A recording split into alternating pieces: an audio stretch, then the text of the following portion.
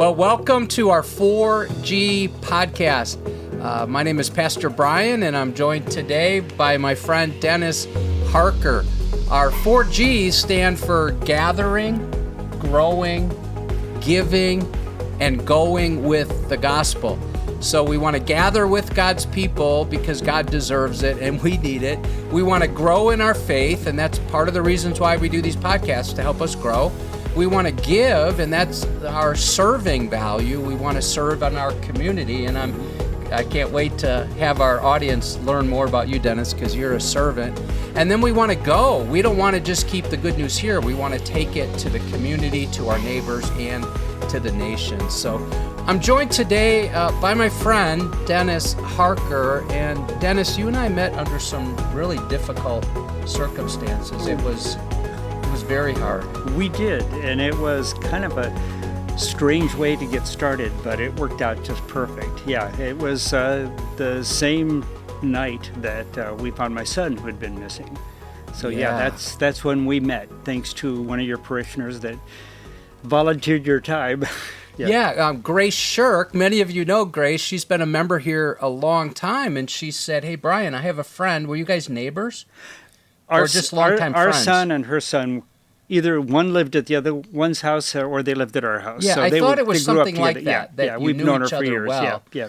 And I had just started here at Edgewood, and I had been praying for an opportunity to serve our community as the new guy. Mm-hmm. And so she said, "Hey, my friend Dennis, his son, who she knew, David, went missing, and you had put together a vigil at Lincoln Park across from Augustana, and she just wanted me to come, but when I got there, David's body had been found." So it turned from a vigil into kind of an impromptu memorial service, and I had never met Dennis before, and I'll never forget, Dennis, you were so polite and gracious, even after hearing that your son's body had just been found, and then you asked me to share something. We hadn't even met. So I went up on the platform, the band shell there, and I don't remember a lot of what I said because I had nothing prepared, but I think I read the 23rd Psalm, which is a psalm of comfort.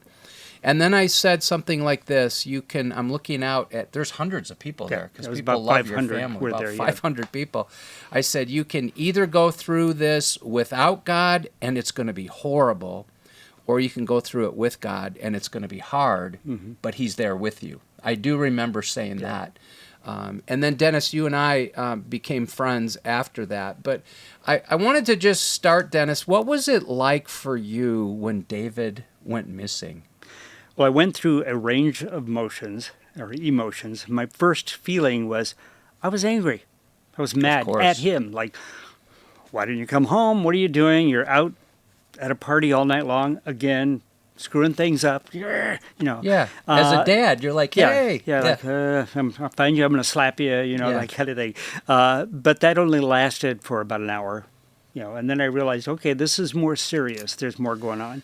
Ooh. So then it's like, what do we need to do? Where's he at? We thought maybe he had gotten hurt walking home, that kind of thing. And so I searched with my daughter-in-law, his wife. That evening we drove around looking, and it wasn't very long, and I said, we need to go to the police because this is more serious than us just finding him sitting on a curb somewhere.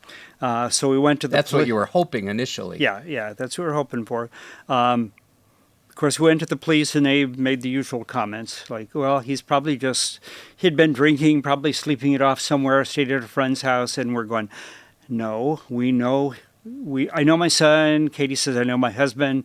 He would never do that. Right. So it didn't take more than about 15 minutes, and the police said, okay, you have us convinced, which was rare in today's That is rare. Yeah, it is rare. So we did a few more things, and then the next morning we had posted on Facebook. Katie had posted on David's Facebook page saying, hey, friends of us, please help us. We can't find him. So what we were doing is hoping our friends would show up and help us. We expected about 20 people. We met at the sports bar where he was last seen, and before long, the street was filled. Yeah. So then we started searching for It him. just gave me goosebumps. Yeah. And then our fear was, okay, we're going to find him. He's somewhere hurt, something like that. Yeah. But in my own mind, my feeling was, we're going to find him. Hopefully, let's look everywhere. And then after a while, within probably 24 hours, my fear was, he's not going to be found alive. So I went through that Look at emotion. all you went through. Yeah. From And- anger to fear It was to a whole series. I call them consequential, one after another. Yeah. And then the last step that I had was, oh my God, we're never going to find him. And that was a big fear. And he had only been missing 3 days before he was found. So in the context of what I've experienced in other missing persons cases since then, it was a very short turnaround time to have him found. But that was the feeling that I went through, is like, how am I going to cope with this if we never find him? So that was a fear factor that lasted with me. We had planned the vigil that you talked about was more of a prayer vigil for everybody to get together. Community was... we had candles. Yeah. Community was very supportive. Yes. We found that there were literally thousands of people that had gone out to help search for him. Yes. And while we were preparing with the vigil, we had our own priest was at our house when the police came to our house and said, we found him.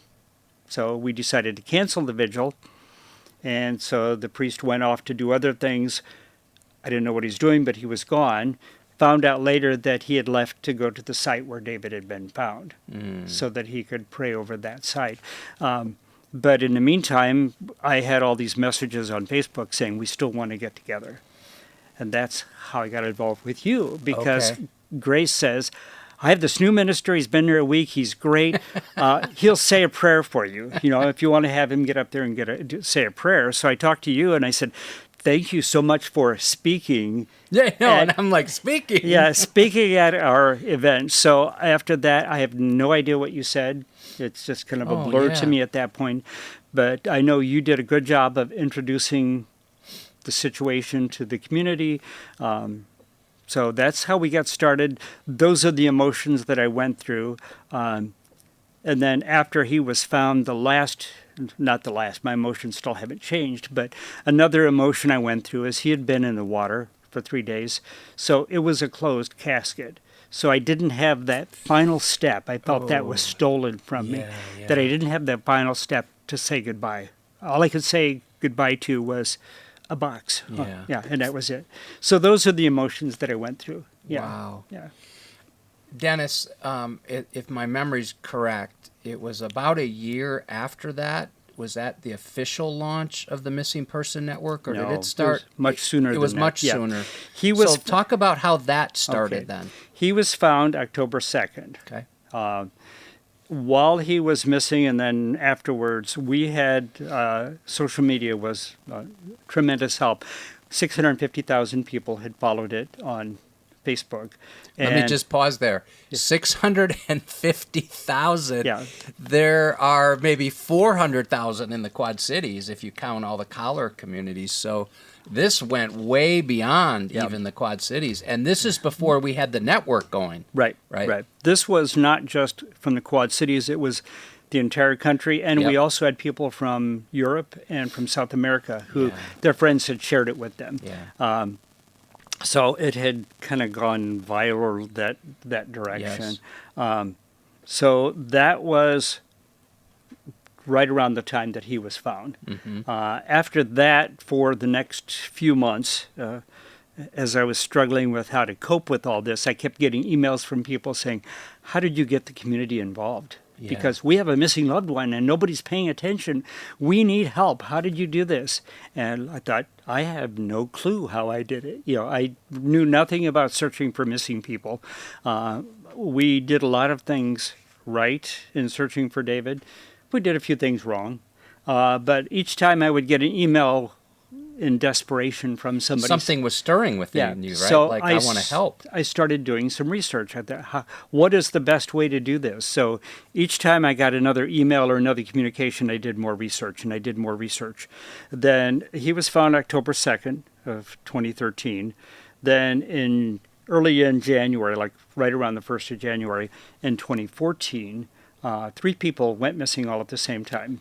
Was Carrie Olson, who most people know about, Willis Hughes, and Stephen Califf.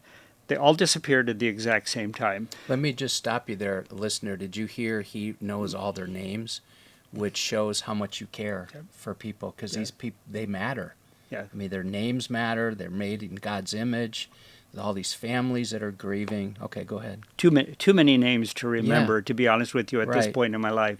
But because of that, I had, a relative of Carrie Olson had asked me to speak with them because they were struggling trying to cope with it. And so I went and talked with them. My wife and I went and talked with her parents, and we decided, okay, we have to do something. The community is greatly in need.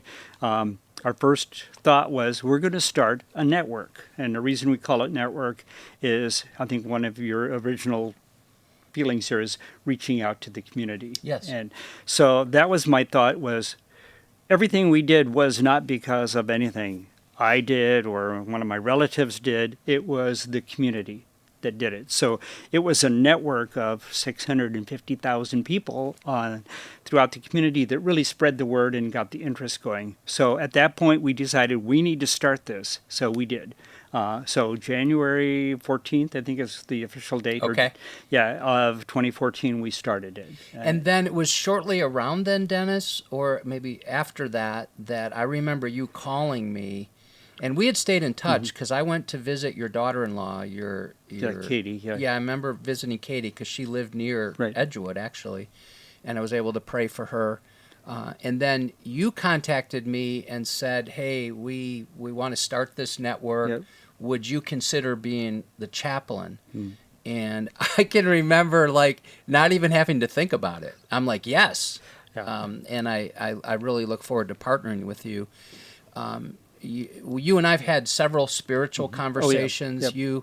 You certainly value that. So tell us why it's important to you to have a chaplain as part of the network. Well, let me back up a little bit Sure. about your comment here. It's funny. I ask people to do stuff and they say, "Let me think about it." No, it's that quick. Yeah. You did. Let me think about it. Yes. I mean, that's how it went. Not every family that we deal with wants to have that spiritual connection. A lot of people have their own religious and we leaders encourage them, go to your pastor. Right. Yeah, we do that. I'm always one, I never give out anybody's personal information without their permission. But I always tell them, we have a chaplain on call. I said, he's very good. He'll call you. He'll talk with you. Some cases, he'll come visit you, whatever is necessary. But you have to give me permission to give him your phone number. And some people say yes. And the ones who say yes are always very thankful. Oh, my, yes. And you have done some personal visits where you've traveled. One just a couple of years ago, if you remember that one, went out to Fort Byron. That was a hard one. Yeah, that's a hard one. Oh, my. It's difficult when you're dealing with somebody who's going through all that loss and you're seeing their raw emotion. That weighs heavily on you. Yeah. So again, to back up, I go back and forth a lot here. I worked in healthcare, and my profession is one that was at every trauma, every code. Right. And we did fine with a clinical detachment working on a body of somebody who was traumatized, and it was okay. I could deal with that until the family came in. Yeah, when you see that's the difficult family. part. Yeah, that's the difficult part. When you see the spouse or the mother. Yeah, I just have vivid memories of, being in a room when the mother's, she doesn't know where her son is or her daughter is, and it's agonizing. Yeah, one of the things that when we created the network, we came up with a vision statement. And in that statement, there's a short phrase that says, "No soul left alone." Yes. And when I created that vision statement, the idea was the soul wasn't just the missing person that we don't leave alone. It's the family, and it's the people going through it. I can't tell you how many phone calls that I've been on where the person is sobbing on the other end of the line. And it's difficult for me to talk to them because I can't even understand what they're saying. And so what I do is I start asking questions. And by the time we get through the conversation, they're going, thank God, I now have a direction to go. Yeah. And I says, you're the soul we haven't left behind. I don't tell them that, but I'm thinking, but inside, that's who we're you helping. don't. Yeah. You just stay with them and offer all these resources. Right. And now that we have a network, it's pretty quick. I mean, you have a form that you ask people to fill out, and you have them make sure and contact the police before they contact you. So there's things you've learned over time, and the form is really important because we don't want to get false information out there, and we want to talk to the mother or the spouse. And what were they wearing when they were last seen? Were they traveling? Did they have any medication? Or did they have a cell phone? And you include all that information. And when you're able to include a picture, it's very helpful. But the family has to give the okay for that. Right, right. Yeah. I see a lot of posts on Facebook says, help me find my daughter, she's missing. No name, nothing. Right. So I said, well, that's great if somebody who knows you sees that post. But if you want it out there for the public to help, we have to have all that criteria met. We need to know all that information. We need a picture. We need to know the circumstances. We need a police report. I do not list personal phone numbers. We have done that in the past where we listed a personal phone number. The mother got a call saying, I have your child, and if I don't get $7,000, I'm going to kill your child. Well, it was a bogus call. Of course, we turned that over to the police right away. Right. But what I tell the family now is, I don't list your phone number. It's a police department number. They'll call you and make those kinds of comments. They're not going to call the police department and say that. Right, exactly. So that stops you that. really practice wisdom there, Dennis. And I'm going to go back to something. The Bible says in 2 Corinthians 1 that God comforts us in our affliction so that we can comfort others going through a like affliction. So I just get goosebumps when someone calls Dennis and they can barely talk on the phone. Your heart breaks. You empathize immediately because it brings back memories of your own son, which is never far from your mind. You never have forgotten him, and you never will. But God uses how he brought you comfort to help bring comfort to others. And that's what I think of when I think of you and your role in this organization. And thank you for being open to help, because each time you do it, it brings up personal pain. It does, yeah. But it also gives you immediate credibility that person knows, like, I'm talking to somebody.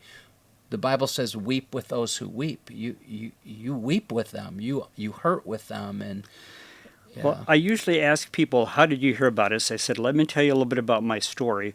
I tell them about my son. I also had a brother that went missing. I think I've told you about that one. This was decades ago. He was murdered and had been missing for 4 months before he was found. Again, I explained some of this to the family, not because it's such a, okay, I'm looking for an astonishing, macabre story to, be sensational, but when I tell them this is what I've lived through to get to where I'm at, what it does to them is like, wow, I'm talking to somebody who knows how I feel. And I feel sorry for him because they'll say they're sorry for me, having gone through it, because I've already experienced it. But it helps them to open up.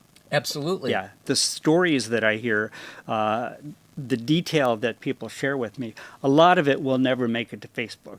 No, it's same with the conversations I have, because sometimes guilt comes out. Like, hey, I was yelling. The last conversation, we were in a fight. Yeah. Right? And now the person's gone. And those are very, very hard. And Dennis, I remember shortly after the Missing Person Network started, we hosted a memorial service here. Right. That was one of the most meaningful services I've ever been part of, because you invited families who are still waiting word. And some of them have been waiting for decades. Yeah. Right here in the Quad Cities. And meeting some of those families, oh my. And it was a great turnout. We had some music. I shared a message. You gave a vision kind of for what we're doing. We're people helping people and searching for people. No stone left unturned. I never forgot that. And there was a picture of David up at the front. So it served as a memorial service for David, but it was more than that. Yeah. It was like, he's why we're here. It's not what it was about. Yeah. But I think that ministered to you and your family as well. Yeah. but also because of your graciousness and generosity, you invited the community into that. And so all these different pockets of people grieving in their own way, and yet there was this corporate sense, this community sense of love, and we're in a church, and so we're seeking the comfort that only Christ can provide. It was really special. Give you an example. I don't know if it was that. It might have been, because that was, I think, televised, if I'm not mistaken. Yeah. But we had one where it was televised. We have a PowerPoint presentation that shows all the people who have been missing going back into the 70s that have never been found. I remember after we had the television news story, it briefly showed our computer screen scrolling through the pictures of people who had been missing. Sure. I got an email the day after that saying, I saw my family member on that picture, and oh my God, it means so much to me to know that he's not been forgotten. Right, because that's the worst, right, to forget. Yeah. So that kind of speaks to what you're saying, is that it helps the other people. In this case, not even having any idea of that impact that would happen. Right. Because they saw his picture on the screen for 2 seconds. That helped them cope with their ongoing loss that they never found him. We have Ray Edelman, well known, is part of our search and rescue team. Yeah. His niece is Trudy Appleby. He joined us because Trudy was missing, and he said he felt he had no direction in his life. Where to go? How can I fix this? Until we came along. Right. And now he feels, give him I've a got sense a of purpose. Yeah. Right, especially as you provide training for search teams. Right. I mean, you're doing a lot. You run a thrift shop to help finance the organization, and there's just a lot. You've won some awards, which don't really mean much to you, but it gives you more. I know how your mind works. It gives more visibility to the Missing Person Network, which then hopefully allows us to find people. And I often say, God knows where that lost person is. And God, as the Good Shepherd, Jesus as the Good Shepherd, he seeks out lost sheep. And so we're praying, Lord, you know where this person is. Help us find them and locate them. Dennis, I wanted to chat. I know of at least 2 occasions where someone who's gone missing was part of Edgewood. And wow, there have been many times on a weekend service I will lead in prayer for somebody who's missing. I don't do it all the time, but I do it on a fairly regular basis, particularly if it just happened right before the weekend services. But in these 2 situations, I said these individuals are connected to Edgewood. One was a teenage boy, and he was in youth group last week. So it's a great story. He was found in, yes. He was found. Yeah. And then most recently, there were 2 little kids. Yeah, that was a difficult one, That was very difficult. And that mom and those kids they've been in our children's ministry, and that mom was here, and her cousins, and I mean so we knew her, and I remember talking to you during that and the help you were. And so let's talk about that. I know we don't give out details, but that particular situation, the vehicle was found where the individual who had taken those 2 children, as I understand it, he was at a hotel, not in the Quad Cities. Right, it was in a different town, It was in another town. So talk about that, the power of the internet. Well, it's not the first time that has happened, but when we post or create a missing person case, we always ask, were they on foot? Were they driving? If they were driving, what were they driving? What color was it? What's the license plate? Well, this was a pickup truck that had a particular paint job on it, and it was one that you don't see real often. So we posted that photo. The family provided an actual photo of the actual vehicle. We posted that, and they were tracking the vehicle from one spot to another, and I talked to the mom after the kids were recovered and found, and as I usually do, I'll say, well, did anything we do actually help find him? And she said that somebody recognized the truck and called the police off of our post. Well, that's a good feeling. I'm glad we'd had something successful, and more than 30 miles from here, right? Yeah, yeah. It's a ways away. Yeah, a ways away, and that vehicle could have been taking them even further away. Yep. Yeah. We've had bizarre ones. We had one where there was a teenage girl missing. Somebody posted it, or I posted it. Somebody was following it. The word was that, well, she might be in Wisconsin. So I added to the post saying, this person may be in Wisconsin, so share it with your friends. Somebody shared it with her friend in Wisconsin who pulled up the picture and said, oh my God, that girl is next door. I remember that one. Yeah, she was next door. She saw them go into the house next door. So she called the police and the girl was retrieved, But we've had a few like that. We had one funny one where a guy had a motorcycle that was strangely painted, so it was very recognizable. He had gone to Sturgis. Mom could not reach him for over a week. She was afraid something happened because it's a big motorcycle event. Somebody found his motorcycle at the Viola Police Department. Or not police department, post office. She recognized it. Well, it turns out that the guy was fine, but it rained when he was in Sturgis and his phone got wet. And he didn't remember anybody's phone number, so he couldn't call home and say, I'm fine. So that was one of those where, okay, we know where he is. We found his motorcycle. We found him. He was perfectly fine. Big sigh of relief. Yeah. But things like that happen. And you wouldn't think a little thing like the color of a car would have an impact. Yeah. Dennis, let me read the mission statement, and then I'd like you to talk a little bit about it. To provide guidance and support to families and friends of people who are missing and may be in extreme danger of harm or injury. It's our vision that no stone will be unturned, no site unsearched, and no soul is left alone. We are people helping people find people. Yep. What went into that?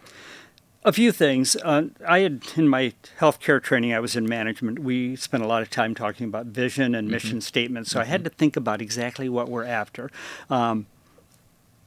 I've never thought of the network as something that's me. Right. I don't think you of never it. Have. Yeah, right. it's not me. It's the community. If I don't have the community following all of this stuff and being involved in the volunteers on search and rescue, all this kind of stuff, then it doesn't mean anything. I mean, I can go out there and spew all I want about a missing person, but it's really the community that does this. So that's the part about people helping people find people. If you can scroll back to that, I don't want to miss any thoughts here. We support families. From the one thing that I tell the family, I says, we're here to help you. We're here to facilitate. You own the case. It's not our case, it's yours. It's your family that's missing. So whenever I create a flyer, I send off the list that we talked about because I need accurate, in-depth information. Right. Once I get that, I create a flyer. I send the flyer back to the family. And I said, you have to approve this. You have to approve of it's the wording. It's so good you do that. Yeah, it's up to you to look Because you might over. end up inadvertently misspelling the first name. Right? I've done that. Because some spellings are different. Yeah. Well, and my typing isn't the best either. But I may have a detail wrong. Sometimes the height is wrong, the age is wrong. Right. I want to have them look it over and make sure it's correct. Plus, I want them to have ownership of it. So once they approve it, I sometimes make changes. Once it's approved, then it goes word for word onto social media. And then I give them some rules. I said, first of all, if anything changes, let me know. Yeah. If you hear that they're maybe in a different town, let me know that. If you hear from them or if they come home, I need to know that. Because you post updates then on Facebook. Yeah, so then that's important. We'll update it. And I said, it is shared. We have a huge following. So I get amazed sometimes. The two little kids, when I talked to the mom, I said, be ready. This is going to go crazy because these are two little kids that's going to appeal to everybody. And it was probably 200,000 or 300,000 people that saw that within 24 hours. It was crazy. So I says, be prepared for that. But number one, I need you to follow the comments because people will post a tip online and not call the police because they want to be anonymous. Sure. So do that, and also because we have such a huge following, I don't want to continue to have it shared if you found the person. Right. So as soon as they're found, let me know. Yep. And I've sometimes been called before even family knows. And they said, we found him. I wanted to let you know. Thank you for your help. Don't post it yet because I'm still contacting family. But I wanted to let you know right away. So I don't change it. We're cautious in what we post. I usually do not post anything medical or emotional, mental health, anything like that, unless it's critical to the case. Right. We had a woman from Rockford that went missing, and she had epilepsy.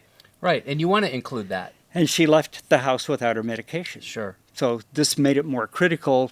She unfortunately was found a week later underwater in her car. So might have had a seizure. And I think you've done that too if somebody has like dementia. Yeah. And it's okay with the family, because that tells you something if you do spot the individual. But right? if somebody's, I have teenagers, well, they're cutting themselves, or they've been hospitalized for mental health, or they're suicidal, and that's not stuff the public needs to know. Right. Like I tell them, I said, especially a teenager, we don't want that teenager for the world to know. Right, because stuff lives on social media. All that stuff forever. We'll say they have medication they need to take and they left without it. You're so careful about that. That's it, yeah. Dennis, I remember one time, I think I remember, right? The older I get, the older we get, it's hard to remember. But wasn't there a time you made literal flyers, hard copy flyers, and in my mind it was in Davenport. I guess it doesn't matter where you were, but you were passing them out, and it was posted either in a 7-Eleven or some convenience store gas station. And this was a bad situation because I think the teenager or young woman was abducted, and somebody saw that physical flyer. Do I have that right? Close. Okay. Close. This was a situation where there were some family issues, some fairly severe family issues. Okay. Young girl, probably 10 years old, somewhere in there. I don't remember the exact age, but she'd gone missing, kind of, I don't want to call it an abduction, but was with family members that shouldn't have happened. And it was a situation that I knew right away I needed to go talk to this person live, not just on the phone. But so my wife and I went over there, and the more we talked to him, it's like, oh, this is very involved. So we created flyers, and I took them over to the family, and I said, you need to take these to places.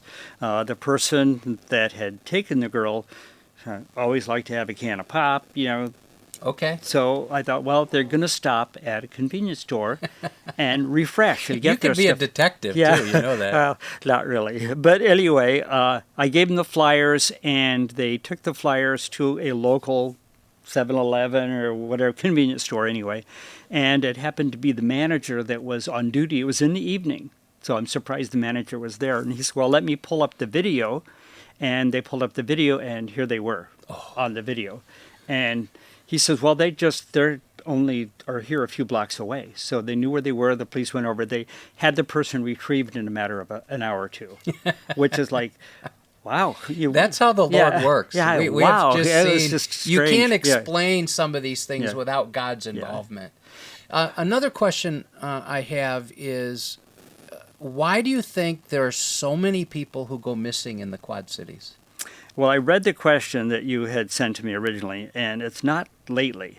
There's always been people missing. Yeah, why do you think that is? There's a lot of reasons. A lot of what we deal with are runaways. So there's family issues. There's the fact that they're teenagers and get mad at mom and dad because their phone was taken away. Whatever the situation is, that's one of the reasons we require the police report. It means, okay, you are serious about this. It's not, I'm mad because my kid didn't come home at 5 o'clock when they were supposed to. So there are runaway situations. And with those runaway situations, if they're gone more than 24 hours, whatever, the longer somebody is gone, especially if they're on the street, they don't realize the risk of human trafficking and other stuff that goes on. I think the awareness now is because we're focusing on the fact that these people are missing. So not necessarily more, it's just we're more aware. Right. I think back... I was born in 1951, so I've been around the block a few times. I remember as a kid living in Carbon Cliff, I would think nothing when I was in first grade to ride my bike 2 miles to my friend's house and be there all day. Yeah. Or I would just take off and go play the whole day. Yeah. And as long as I wasn't in the house and under feet, bothering your parents. It was fine because they trusted that. And now if I had a 7-year-old that left and didn't let me know where they're going, I would just panic. Oh, yeah. It's different. So it's a different situation. It's different today. It's not that things didn't happen before. I think one of the issues we have now is we have the internet. I hate to say this. It can do good things, it can do bad things. Yes. And I think that has created a lot more issues that are going on, a lot more opportunities for people. How many times do we see somebody, okay, I'm trying to connect this with this 12-year-old girl and really happens to be a police officer, Right. but all of this kind of stuff where we have people that are inappropriate trying to meet up. They're luring and meet up. And that would have never happened when I was a kid because we didn't have that, And I remember shortly after moving here, I met with the director of an organization called Breaking Traffic. Yep. And there's quite a bit of human trafficking in the Quad Cities, or at least going through the Quad Cities. Yep. So if you think of the interstates, right, I-74 and 80, we're at the crossroads. I think the other reason, Dennis, that we move quickly on these is not only because of human trafficking, particularly if it's a young girl, right, but we have the two rivers too. Right, yeah. so there's like physical danger, and then there's just like sin and this decadent behavior, and so because I know all of us who are involved in the organization, we take it so seriously. That's why I call right away. That's why you post right away, because it's a matter of minutes sometimes of getting that word out. And like you said, if somebody goes missing and they're gone now 2 or 3 days, that's usually not good. Yeah. Well, and it is rewarding when especially runaways, have been missing for 4 days. Family is beside themselves and they don't know what to do. And we post it, and within 24 hours, usually they're back home. And sometimes it's their friends. Yeah. They're like, hey, Susie, everybody's looking for you. And Susie's like, they are? Because maybe she doesn't have her phone with her. And like, you need to call your mom, right? We see that happen. Dennis, right now we're praying for, there's a number of people missing, but we're praying for Ashley Marie Knepp to be found. Okay. Are there other open cases that are in the forefront of your mind? We have nothing as far as a recent case that we're concerned with. We have cold cases, long-term missing Has people. Ashley been found?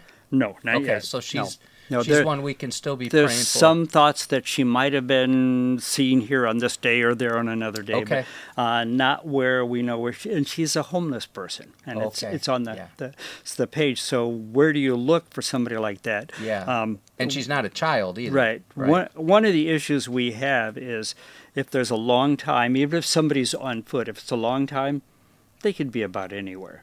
If they're driving, they can be anywhere. So all we can do is share it on social media and say, does somebody know something? We have a team of searchers that get involved. We had a case last year in Grand Mound. A person who was in his 90s, had dementia. Wife woke up, found him gone. So here's the house surrounded by miles of cornfield. Oh. So who knows where he's at? And it was critical because it was hot. It was, I believe, July, upwards of 90 degrees. So we had our team go out there and look for him. Did not find him because of all the corn stalks are an inch apart. The authorities had a drone out looking for him. Drones can be heat-seeking, but when you look at a cornfield in July, the whole cornfield, So what they decided to do was go out like 5 a.m. with the drone when it was cool, and they found him waving at the airplane as it went by. Oh, how rewarding! So he was found. But we have cases like that where we can get actively involved in a search. But we have other cases where we can't do the search because of the circumstances, and yet the community is saying, "Why aren't you out there searching?" Well, where would I search? When Breasia Terrell went missing, we did 4 searches for her, and she could have been anywhere between Davenport and Clinton. So how many square miles. Right. And I finally said to my team, I said, you're taking off work, you're devoting your time, and we have no clear intelligence as to where she may be. So we're going to postpone doing any more searches. Yeah. And right at that time, then the authorities said, no, we're going to suspend all searches. Right. Because they had the whole community out there. Dennis, it was very rewarding to find that gentleman in the cornfield. What case has been the hardest for you? The hardest one, and I'll tell you from an emotional perspective, was a case that was identical to David's. He was a 28-year-old, had been working from out of town, stayed at a hotel in Davenport, went to a bar in Rock Island because they stay open later. About 2 in the morning, he left the bar, walking home, Back across the bridge, never made it home. Never found him. It's like this is an identical word for word perhaps case. In the river. Yeah. So I tried to reach out to the family. We had an aunt and her daughter. So an aunt and cousin were here trying to find him. And it was a weekend. They're trying to figure out who can make posters. We need flyers made, and nobody's open. And so I kept emailing, saying, contact me. Yeah. So finally they did, and I got information. I had created You're persistent, aren't you? Yeah, created the flyer. They showed up. We have a resale shop, so they showed up at the store, and I had the flyers created. I says, I'm not going to email them to you. I'll hand you the flyer so that you can look it over and make any corrections, and I'm ready to post it right here in front of you. Right then, they got the phone call that his body had been found in the water in Andalusia. So when I say I can have a clinical detachment, it was okay until the family experienced that notification in front of me and went through their emotion. It right just there. Triggered yours. It's like, okay, what do I say? How do I make my Buffalo? No, well, David was found in Buffalo, right? Yeah. He was found in Andalusia, the one that was missing. But what words do you say to this family to It's just your eyes help filling them? with tears is what helped them. So what do you do? And what I've found is sometimes, and this is not just with the network, but especially with the network, it doesn't matter. You can spend 2 minutes in a conversation, and the impact that 2 minutes can have on a life that you don't realize. Right. When you're saying that, what makes me say these things that are the right things? We had the one case of the person who was suicidal, if you remember that.